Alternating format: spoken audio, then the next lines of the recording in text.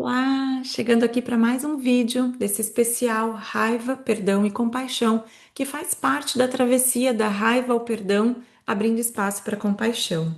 Hoje eu quero trazer esse livro aqui, o Mulheres que Correm com os Lobos, Mitos e Histórias do Arquétipo da Mulher Selvagem, de Clarissa Pinkola Estés, onde tem um capítulo dedicado a isso, que é o capítulo 12, A Demarcação do Território, os Limites da Raiva e do Perdão.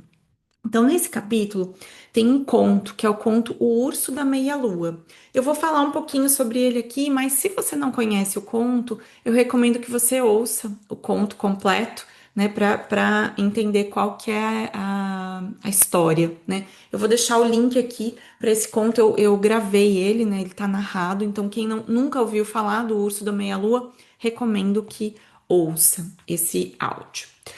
E aqui eu venho trazer então um resumo desse conto e também as explicações que a doutora Clarissa Pinkola Estés faz, né, na continuação ali do capítulo. Então, o Urso da Meia-Lua, ele conta a história de uma mulher que quer ajudar o marido que está tomado pela raiva depois que ele voltou da guerra, né? Porque ele chega, ela faz um banquete para ele, oferece várias coisas, ele joga tudo longe, fala que não quer dormir dentro de casa, que ele quer ficar lá fora, né? E ela tomada por esse amor, né? Ele fala muitas vezes ao longo do conto, ela era uma mulher que amava, né?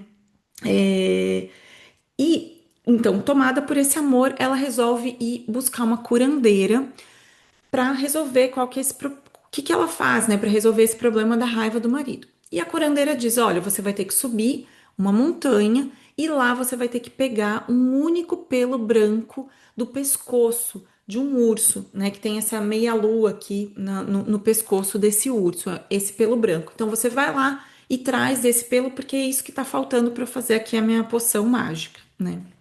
E ela vai, então, com muita paciência, ela vai subindo, vai passando por vários perrengues, né, ao longo dessa jornada aí, né, da subida da montanha. E para quem tá, já viu os vídeos anteriores onde a gente fala sobre o livro da Paula, né? Aqui, ó, Raiva, o vulcão que nos habita, ela fala bastante sobre essa subida, né, do vulcão, na verdade, esse vulcão que tem dentro de nós. E aqui a doutora Clarissa faz essa associação com a subida da montanha, né? Então é um percurso esse que a gente vai fazer com relação à raiva. E aí o que que ela faz? Então, com muita paciência, ela vai indo lá alimentando o urso por várias noites, né? Ganhando confiança. Então, ela vai chegando cada vez mais perto, dando a comida, até que em um determinado momento ela vai lá e conversa com esse urso e pede para ele esse pelo dele. E ele, com muita compaixão, ele primeiro ele pensa, ele fala: se eu quisesse, eu podia comer essa mulher, né? Mas tudo bem, eu vou deixar ela arrancar esse pelo. E ela vai lá, então arranca o pelo, leva o pelo para a curandeira. E a curandeira faz o quê? Na hora que ela chega, ela pega aquele pelo, joga o pelo no fogo e diz: agora você vai fazer com o teu marido exatamente o que você fez com o urso. Porque quando a mulher vê ela jogando o pelo no fogo e o pelo indo embora, ela fala: meu Deus, o que que você fez? Tipo, foi um baita de um trabalho para eu conseguir esse pelo e agora você queima esse pelo, né? E aí ela diz: então, agora você vai fazer com o teu marido exatamente o que você fez com o urso. Então, assim, a cura, ela não tá nesse talismã que é o pelo do urso da meia-lua que eu preciso ir lá buscar e tal. Mas em praticar, então, passo a passo, aquilo que foi aprendido ao longo do caminho, porque ela teve que subir a montanha, teve que descer a montanha. Então, paciência, presença, respeito ao ritmo, coragem diante dessa fúria desse urso, né? Então, assim, não tem uma fórmula mágica para raiva e ela vai exigir, então, essa prática, essa paciência, essa presença, respeito com o tempo das coisas. E aí, depois que ela conta esse conto no livro, ela tem itens onde ela vai falando sobre cada uma dessas passagens do conto e eu vou trazer aqui, né, um resuminho, né? Então ela fala, né, existe um outro aspecto do autodomínio que é lidar com o que só pode ser chamado de fúria da mulher. A liberação dessa fúria é obrigatória. Uma vez que a mulher se lembre das origens de sua fúria, ela passa a considerar que não pode nunca parar de ranger os dentes. Por ironia, também sentimos muita ansiedade para dispersar essa fúria, pois ela nos dá uma impressão nociva e aflitiva. Queremos nos apressar e nos livrar dela. Reprimi-la, no entanto, não funciona. É como tentar guardar fogo num saco de aninhagem, esses sacos, né, que guardam grãos. Então, aquilo vai pegar fogo, né? Então, isso foi a introdução, né, do conto. Depois ela vai para o item A Raiva como Mestra. Então, ela diz aqui que essa história é uma história de revelação, né? Ela vai mostrar a raiva que, quando ela é reconhecida e trabalhada, ela vai ter um insight, uma energia transformadora. Então, a gente viu isso também aqui nesse livro, no livro da Raiva, o Vulcão que Nos Habita, que tem alguns capítulos que eu já gravei, estão aqui disponíveis, né? Então, em vez de ser apenas uma destruição, né, ou algo que a gente quer suprimir bem rápido, se ela é usada com consciência, ela vai iluminar as zonas aqui dentro da nossa psique que estão pedindo cura. Agora, se você reprime isso, se você fixa, isso vai corroer, né? Corrói a esperança, limita a criatividade, vai repetindo padrões sem vida nova dentro da nossa vida, né? E se a gente aprende com ela, ela diz que a energia volta para a vida e para a criação. Então a gente está usando essa raiva como mestra. E ela vai, em algumas partes aqui, ela vai falando o modelo completo para tratar a raiva e para curar dela, né? Então, primeiro, a procura de uma força restauradora, calma e sábia, que é a ida curandeira. Segundo, a aceitação do desafio de entrar num terreno psíquico que nunca havíamos abordado antes, que é a escalada da montanha. Terceiro, o reconhecimento das ilusões, atitude para escalar as rochas, para correr debaixo das árvores, né? Quarto, o descanso propiciado aos nossos velhos sentimentos e pensamentos obsessivos, que é o encontro com os Muembotoque, né? Que são os espíritos inquietos sem parentes para enterrá-los. Isso está lá no conto, né? O quinto, agrado ao self compassivo. Então, a alimentação do urso com paciência e a retribuição da gentileza por parte do urso, quando ele deixa ela arrancar o pelo dele, né? Sexto, a compreensão do lado furioso da psique compassiva, que é o reconhecimento de que o urso, o self compassivo, ele não é manso, ele é um urso, né, que tem essa fúria.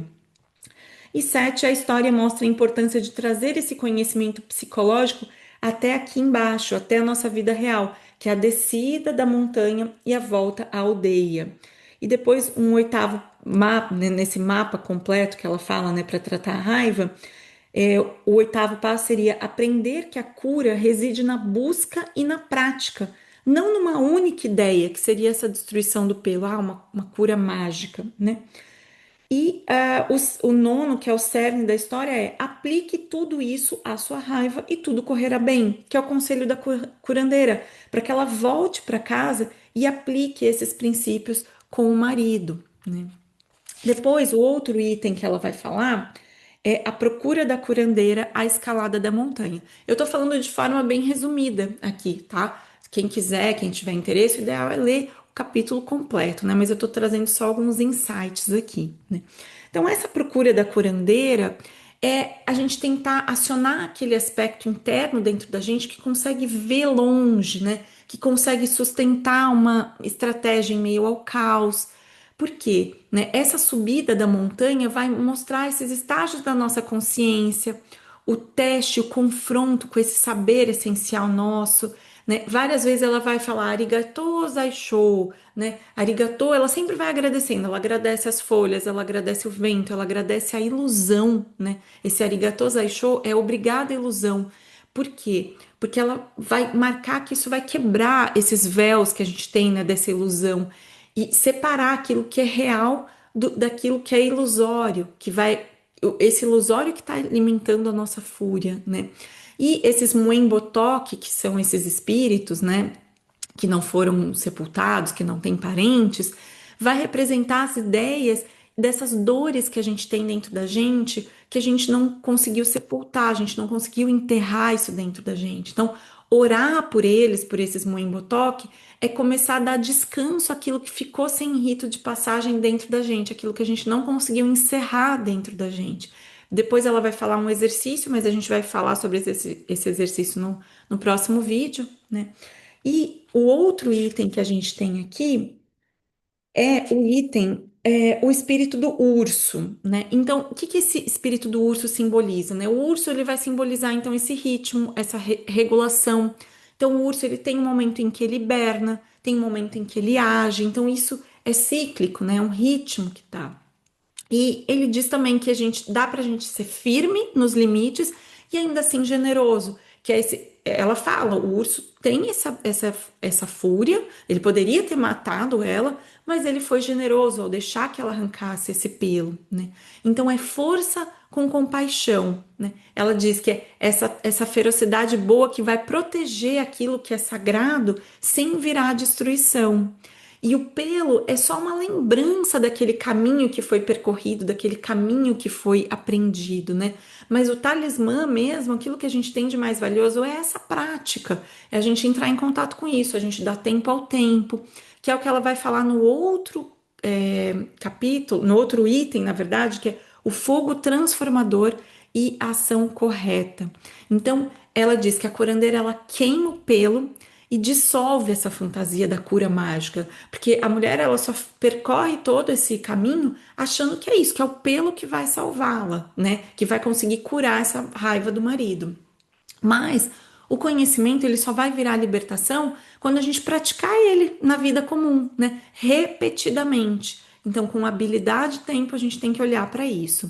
E a virada vai acontecer quando a gente levar aquilo que a gente aprendeu, né, na teoria ou nessa experiência que ela faz de subida até a montanha para a vida comum. Então, esperar o momento certo, tirar essas ilusões do caminho, conversar com essa raiva, né, e aplicar isso toda vez que a raiva voltar. Então, é um processo, né? Depois, ela vai entrar aqui na raiva legítima, né? Onde ela vai falar que nem todo silêncio é uma virtude e que tem situações que são raras e que são graves em que a raiva precisa aparecer com tudo. Então, a gente falou disso também no livro da raiva, dessa potência de ação da raiva, né? Então, depois que a gente tenta um caminho do diálogo, às vezes a gente precisa agir com essa raiva. E ela vai falar sobre o conto das árvores ressecadas, que eu vou deixar para um próximo vídeo, mas esse conto ele vai falar exatamente sobre isso, sobre a hora certa dessa fúria justa. Então tem um momento em que essa raiva, ela sim, ela precisa ser expressa, né? Não é uma explosão indiscriminada, tipo, sair, né, fazendo raiva com tudo, mas é um gesto que ele é necessário e ele é proporcional. E ele vem desse instinto que está afinado. Então, se a gente se conhece, se a gente olha para dentro, se a gente sabe quando aplicar essa raiva, isso é a chave, né? Então a chave é esse timing e a medida. Quando que eu vou aplicar essa raiva? Em que dosagem, né? Então, se a gente tem esse instinto afinado, a gente sabe a hora de dizer, ó, daqui não passa. Que é o que ela está falando aqui, sobre os limites que a gente vai impor. Então, essa raiva, quando ela é colocada no momento certo, ela é importante para estabelecer esses limites. Falar, não, daqui não dá, daqui não passa, né? Então, no próximo vídeo sobre o capítulo 12 do Mulheres que Correm com os Lobos, eu vou trabalhar o conto As Árvores Ressecadas e as outras partes, né, os outros exercícios que tem nesse capítulo, certo? Se você gostou, curte aqui esse vídeo. Se você achou que fez sentido, comenta. Se acha que tem alguém que pode se beneficiar disso, também compartilha para a gente falar mais sobre esse assunto, desmistificar um pouco dessa raiva e poder integrar ela no nosso dia a dia, nessa prática, para que a gente mesmo consiga entender qual que é o momento certo, né, de eu vociferar, de eu colocar essa raiva para fora, quando que eu preciso esperar, aguardar, né? Então é isso. Até o próximo vídeo.